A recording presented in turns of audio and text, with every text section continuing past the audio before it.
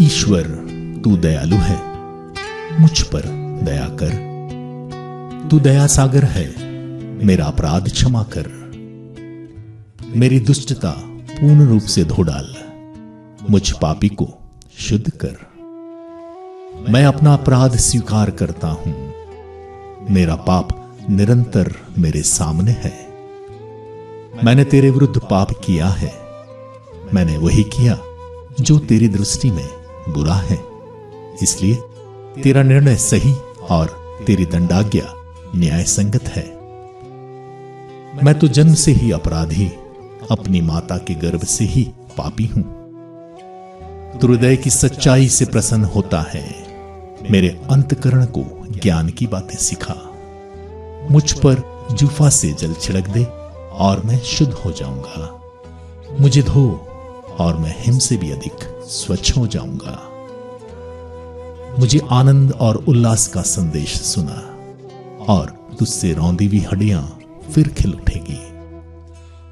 मेरे पापों पर दृष्टि न डाल, मेरा अपराध मिटाने की कृपा कर। ईश्वर मेरा हृदय फिर शुद्ध कर और मेरा मन फिर सुदृढ़ बना। अपने सानिध्य से मुझे दूर न कर, अपने पवित्र आत्मा से मुझे वंचित न कर। मुक्ति का आनंद मुझे फिर प्रदान कर, उदारता से मेरा मन सुदृढ़ बना। मैं अपराधियों को तेरे मार्ग की शिक्षा दूंगा और पापी तेरे पास लौट आएंगे। ईश्वर तू मेरे मुक्तिदाता, मेरा उद्धार कर और मैं तेरी भलाई का बखान करूंगा। प्रभु मेरे होंठ खोल दे और मेरा कंठ तेरा गुणगान करेगा। तू बलिदान से प्रसन्न नहीं होता, यदि मैं होम चढ़ाता तो तू उसे अस्वीकार करता। मेरा पश्चाताप ही मेरा बलिदान होगा। तू पश्चातापी दीनहीन हृदय का तिरस्कार नहीं करेगा। प्रभु सियोन पर दया दृष्टि कर, यरूशलेम की चार दीवारी फिर उठा। तब तू योग्य बलिदान, होम तथा पूर्णाहुति स्वीकार करेगा।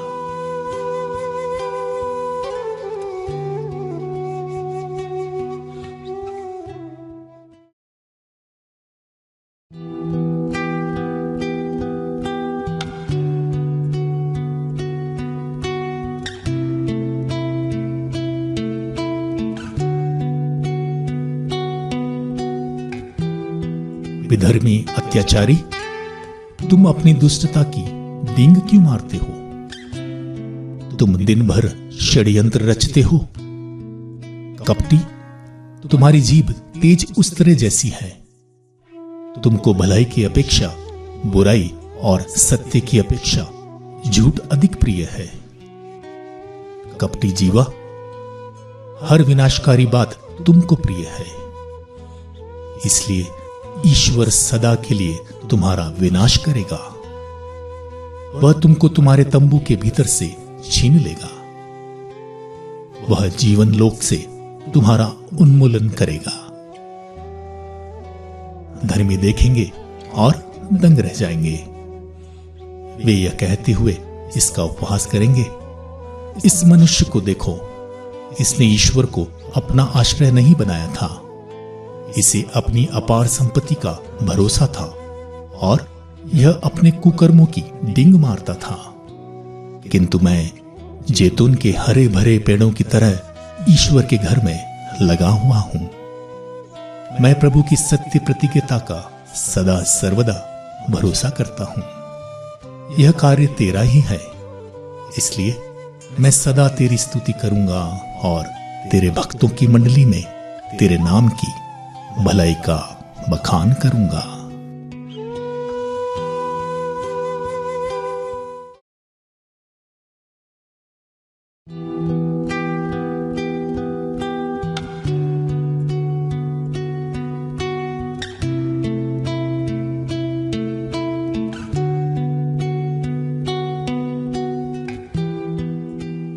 मूर्ख लोग अपने मन में कहते हैं, ईश्वर है ही नहीं। उनका आचरण भ्रष्ट और घृणास्पद है। उनमें कोई भलाई नहीं करता, ईश्वर यह जानने के लिए स्वर्ग से मनुष्यों पर दृष्टि दौड़ाता है कि उनमें कोई बुद्धिमान हो जो ईश्वर की खोज में लगा रहता हो। सब के सब भटक गए हैं, सब समान रूप से भ्रष्ट हैं, उनमें कोई भलाई नहीं करता, नहीं एक भी नहीं। क्या वे कुकर्मी कुछ नहीं समझते? वे भोजन की तरह मेरी प्रजा का भक्षण करते हैं और ईश्वर का नाम नहीं लेते। जहां वे थरथर कांपने लगे थे, वहां भयभीत होने का कोई कारण नहीं था। प्रभु ने अपने शत्रुओं की हड्डियां छितरा दी। प्रभु ने उनका परित्याग किया था, इसलिए आपने उन्हें अपमानित किया।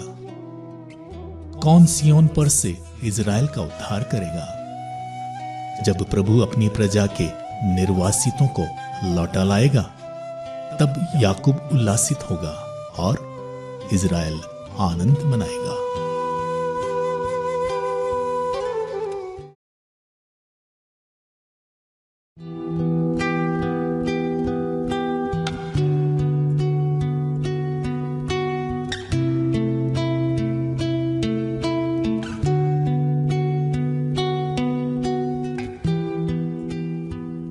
ईश्वर, अपने नाम के द्वारा मेरा उद्धार कर, अपने सामर्थ्य से मुझे न्याय दिला। ईश्वर, मेरी प्रार्थना सुन और मेरे शब्दों पर ध्यान दे। विदेशी मुझे घेरते हैं और अत्याचारी मुझे मारना चाहते हैं। देखो, ईश्वर मेरी सहायता करता है। प्रभु ही मेरे जीवन का आधार है। वह मेरे शत्रुओं से बुराई का बदला ले। तू अपनी सत्य प्रतिज्ञा के अनुरूप उनका सर्वनाश कर। मैं तुझे उदार बलिदान चढ़ाऊंगा। मैं तेरा नाम धन्य कहूंगा, क्योंकि वह भला है। उसने मुझे हर संकट से उबारा और मैं अपने शत्रुओं का डटकर सामना करता हूं।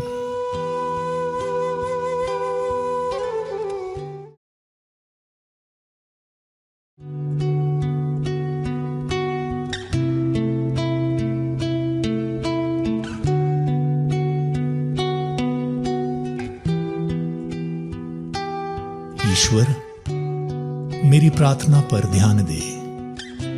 मेरी विनय की उपेक्षा न कर। मेरी सुन और मुझे उत्तर दे। मैं अपने कष्टों से व्याकुल हूं।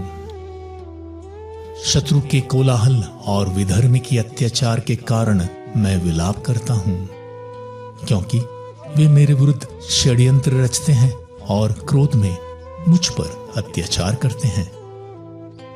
मेरा हृदय मेरे अंतरतम में तड़पता है। मुझ पर मृत्यु का आतंक छाया है। मैं भय से कांपता हूं। इसलिए मैंने कहा, ओह, यदि कपोत की तरह मेरे भी पंख होते तो मैं कहीं उड़ जाता और विश्राम पाता। मैं कहीं दूर भाग जाता और मरुभूमि में बसेरा करता। मैं प्रचंड वायु और घोर आंधी से बचने के लिए शीघ्र ही शरण स्थान पाता। प्रभु, दुष्टों में फूट डाल, उनकी भाषा में उलझन उत्पन्न कर, क्योंकि मैंने नगर में हिंसा और अनबन देखी है। हिंसा और अनबन दिन रात हमारे नगर की चार दीवारी में विचरती है और भीतर अन्याय और बुराई है। नगर के भीतर अपराध का बोलबाला है। अत्याचार और कपट उसकी सड़कें नहीं छोड़ते। यदि शत्रु मेरा अपमान करता तो मैं सह लेता। यदि मेरा बैरी मुझसे विद्रोह करता तो मैं उससे छिप जाता। किंतु तुम यह करते हो, मेरे भाई, मेरे साथी, मेरे अंतरंग मित्र, जिसके साथ मैं ईश्वर के मंदिर में मधुर संलाप करता था, जबकि हम भारी भीड़ के साथ चलते थे। मृत्यु अचानक मेरे शत्रुओं पर आ पड़े। वे जीवित ही अधोलोक में उतरे, क्योंकि दुष्टता उनके यहां निवास करती है और वह अंतरतम में घर कर गई है। लेकिन मैं ईश्वर की दुहाई देता हूं, प्रभु मेरा उद्धार कर। शाम, सुबह और दोपहर मैं रोता कराहता रहता हूं। वह मेरी पुकार सुनता है। उसने मेरे बैरियों से मेरा उद्धार कर मुझे शांति प्रदान की है, क्योंकि मेरे बहुत से विरोधी हैं। अनंत काल से स्वर्ग में विराजमान ईश्वर मेरी प्रार्थना सुने और उन्हें नीचा दिखाए, क्योंकि उनका हृदय परिवर्तन नहीं होगा। वे ईश्वर पर श्रद्धा नहीं रखते। उस मनुष्य ने अपने पड़ोसी पर हाथ उठाया। उसने मैत्री का वचन भंग किया। वह चिकनी चुपड़ी बातें करता है, किंतु उसके हृदय में लड़ाई का भाव है। उसके शब्द तेल जैसे कोमल, किंतु कटार जैसे पैने हैं। तुम प्रभु पर अपना भार छोड़ दो, वह तुमको संभालेगा। वह धर्मी को विचलित नहीं होने देगा। प्रभु तू उन्हें अधोलोक में उतारेगा। रक्त पिपासु और कपटी मनुष्य अपनी आधी आयु भी पूरी नहीं करेंगे। मुझे तो तेरा भरोसा है।